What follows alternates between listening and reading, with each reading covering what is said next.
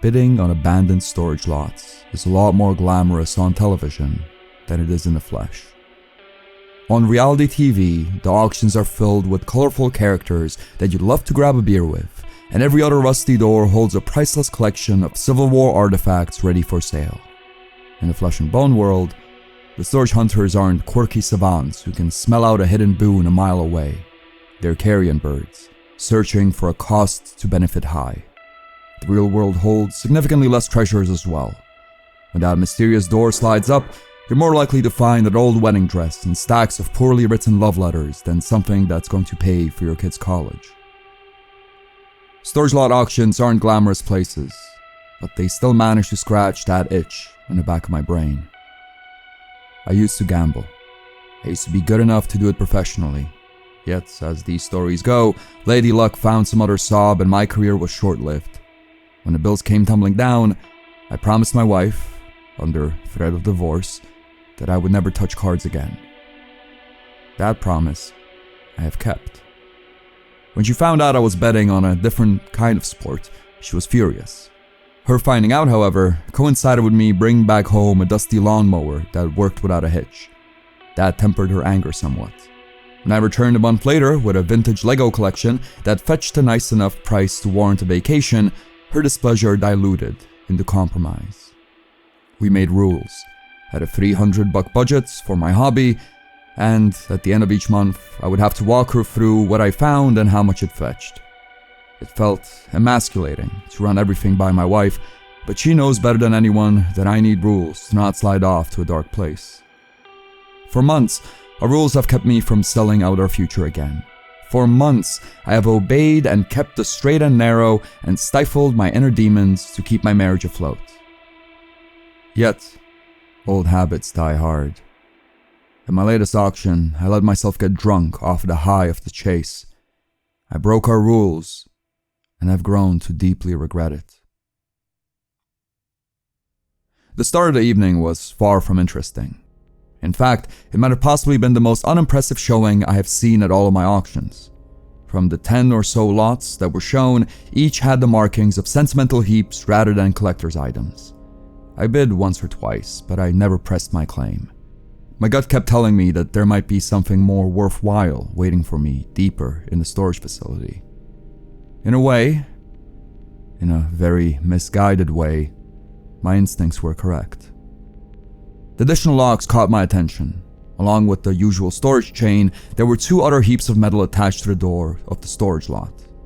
The auctioneer informed us that the facility didn't have the keys to the other 2 locks, but that the bolt cutter would be provided free of charge to the highest bidder. The 2 extra locks piqued my interest. It was the man in the drab suit that cemented my need to own whatever was hidden in the storage lot. Heavy rushed footsteps preceded him. The sound was so distinct in the tight concrete halls that the bidding was paused until the latecomer arrived. He must have been in his late 60s, or perhaps he simply treated his body very poorly. Both his gray pants and plaid jackets were a couple sizes too big for him, and he spoke in a thick Eastern European accent. It was obvious that the man wasn't from around here. It was also obvious that he was not interested in bidding. As if the rest of the storage hunters were invisible, the man approached the auctioneer and spoke to him in raspy, quiet words.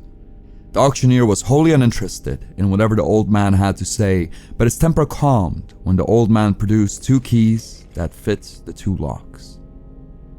The storage space was his, he announced in broken English. There would be no auction.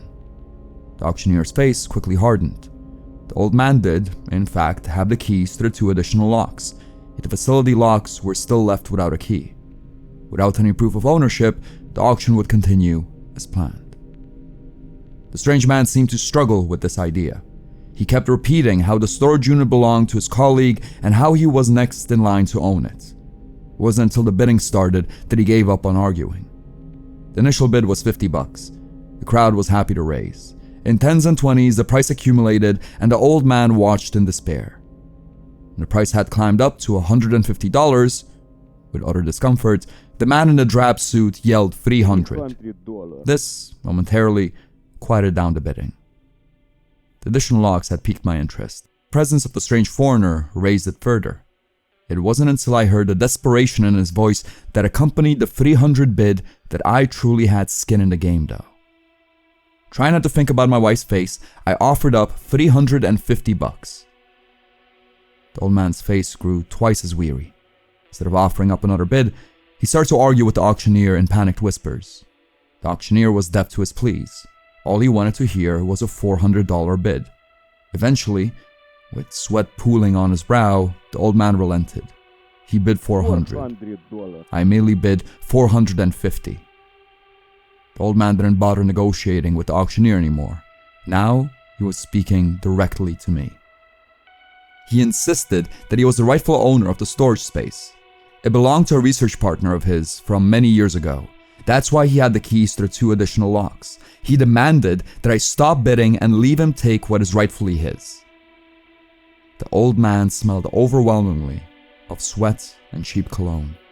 His breath was of coffee and cigarettes and the slightest hint of sickness. It wasn't pleasant to hear him beg, but I was far too interested in what was hiding behind those metal doors. In broken English, the man tried to change my mind. He couldn't. When the fact dawned upon him, he produced a bushel of crumpled up bills out of his pocket. He counted them with shaking, spotted hands. He offered $640 for the unit. When our eyes met, I could sense the slightest bit of relief in his face. He thought he had outbid me. He thought the storage unit was his already. He thought wrong. I offered up $650. The old man had nothing else to bid. In a satisfying collection of seconds that sent a truckload of dopamine crashing through my skull, I became the new owner of the storage unit. The old man pleaded with me. With wet eyes and strained words, he begged me to take his money and leave the mystery of the storage unit be. His begging well surpassed the point of pity. It did not feel good to meet his eyes. I felt bad for the old man, yet I am a slave to the gods of chance. I would not ignore their boon. The old man was relentless in his pleas. When the manager of the storage facility suggested he might call the police, however, the old man quickly retreated. With the strange foreigner out of sight, he faded from my mind. I was too distracted with the contents of the storage space to spare him any more thought. I paid for the lot and signed all the necessary paperwork with the auctioneer and then made my way through the labyrinthian maze of cement and metal to claim my prize. The lock had been left untouched for years and the key had trouble fitting through the rust. Yet when it did, when that dirty door came up with that metallic groan, I knew I had struck gold. It was a big storage space, big enough to house a car with plenty of room to spare. The place was filled to the brim. Most of its contents were hidden beneath slabs of dirty cloth, but the storage unit was filled with vintage Pokémon merch.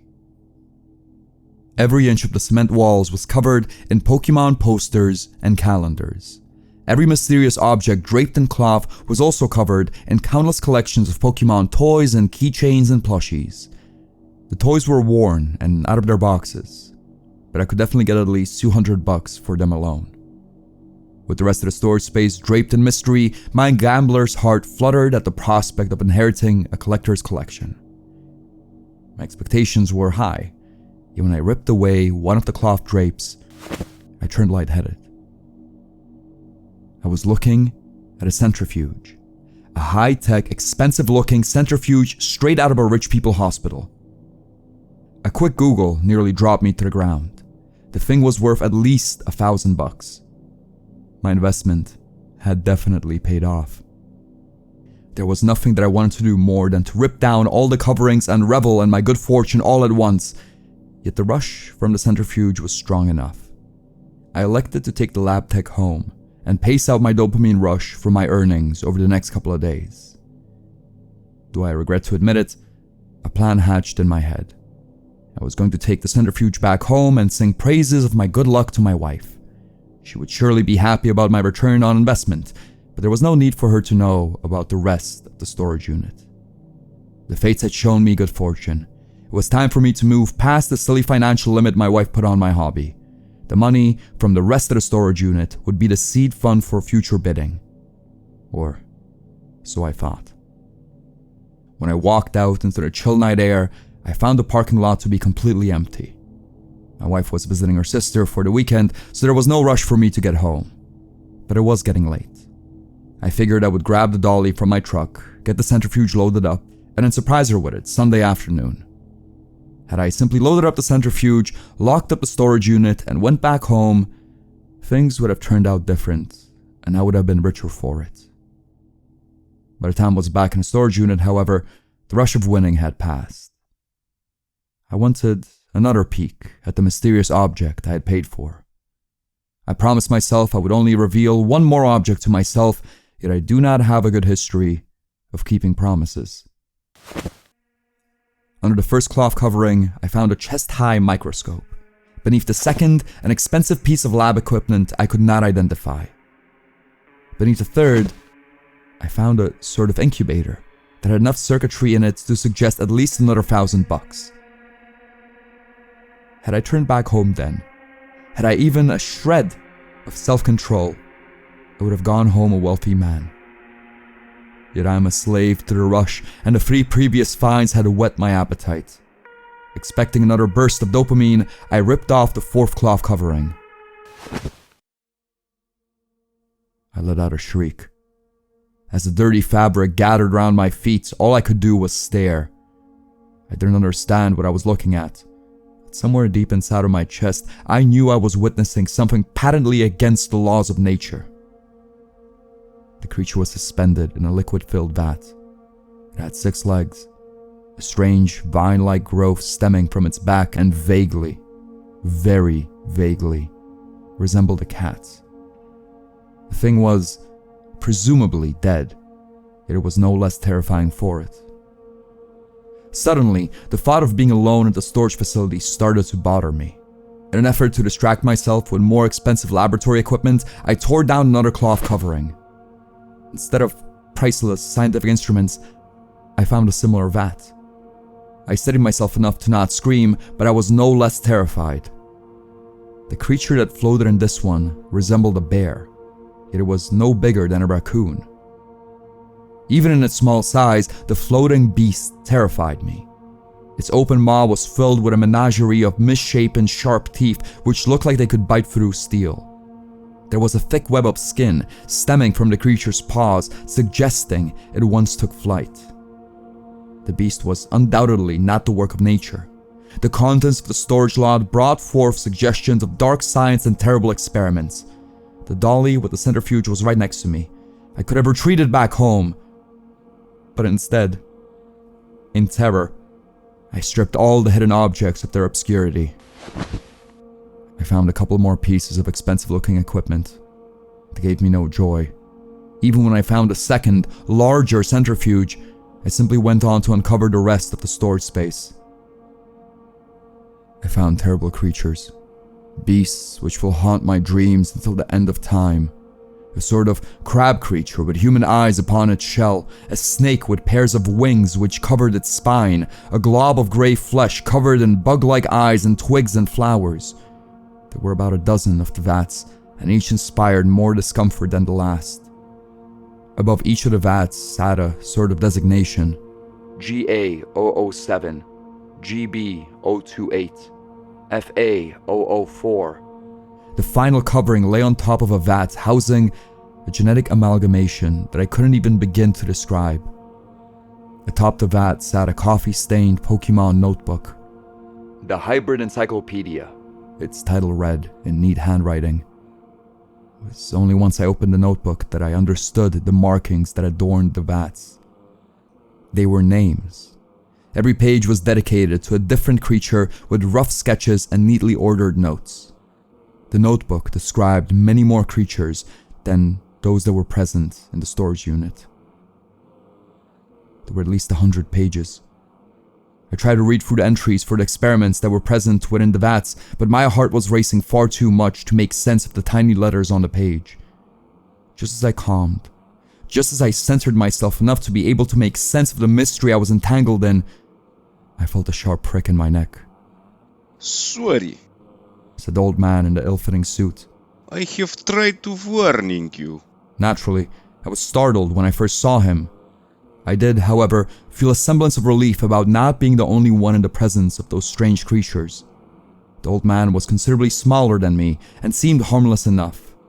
I felt myself lucky to be in the presence of a man who knew more about these hybrids.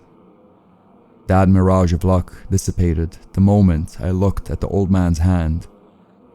There was a syringe in it. Steadily, a tingling numbness spread from my neck. Before I could even register I had been poisoned, I was crashing to the floor. With a great grunt of effort, the old man caught me and lowered me to the cold ground. Even though he had just stuck a syringe in my neck, his eyes were apologetic to the point of wetness.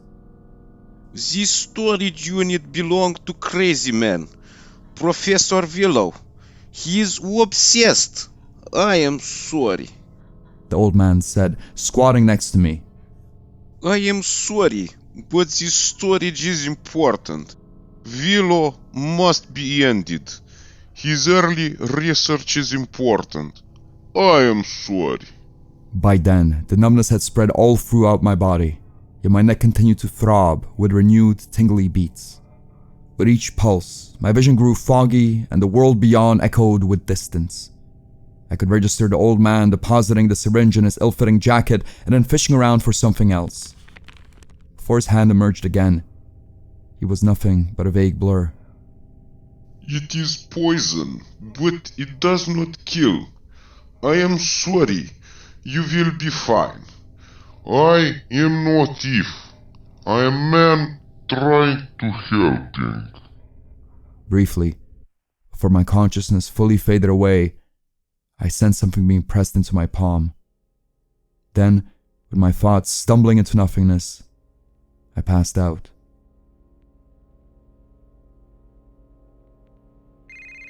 I woke to a phone call from my wife. She had just come home from her sister's and I was nowhere to be found.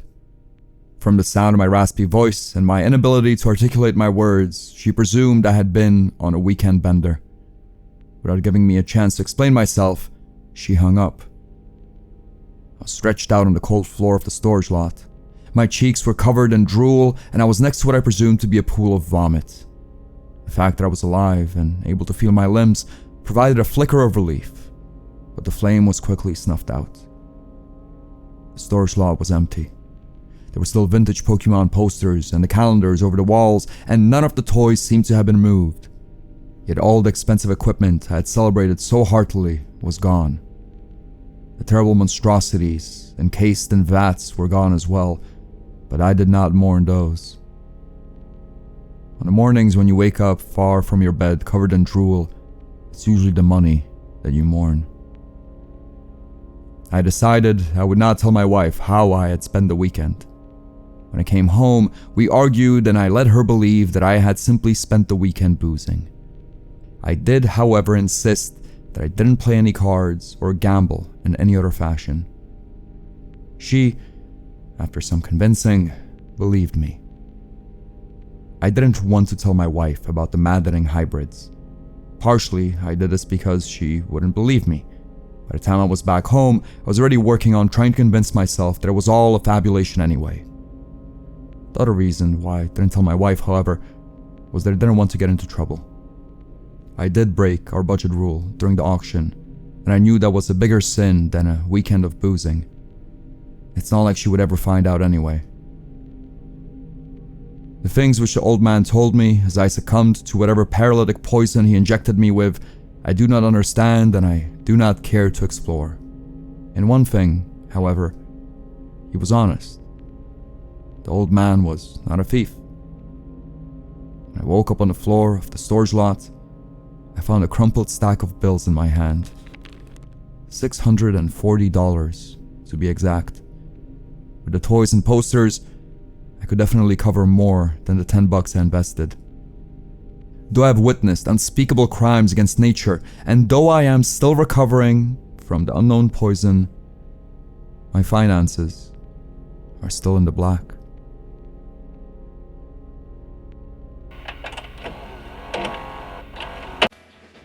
And so concludes another episode of the United People's Institute series. Next Thursday comes a tale of botanical gardens, mysterious packages, and science, read by Abby from the Dark Room podcast. If If you can't wait a full week for another episode, drop by patreon.com/MikeJLanger for the full 20-story season and a bunch of other early and bonus content.